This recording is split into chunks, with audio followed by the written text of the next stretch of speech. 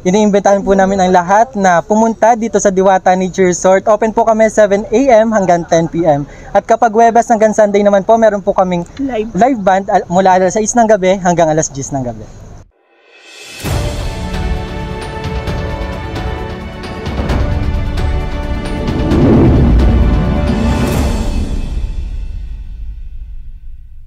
Diwata had its soft opening last August 26, 2023.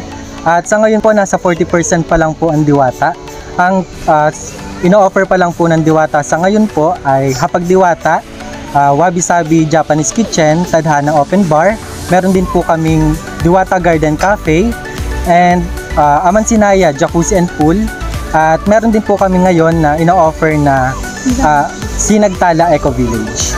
Since nasa 40% pa lang po ang Diwata, soon po magkakaroon naman po kami ng Balangay Event Center, Ifugao Village, Maranao Village, Spa and Wellness, Amihan Lagoon and Fishing at Bayanihan Recreation Center. Wala po entrance fee po.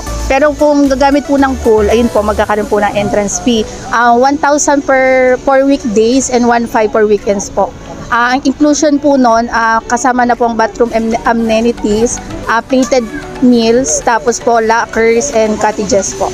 So bali sa ngayon po kasi since ginagawa pa lang po yung aming event center, ang ino-offer pa lang po namin na event hall po ay ito pong aming restaurant po. Bali wala naman po siyang bayad, ang binabayaran lang po talaga ay yung pong food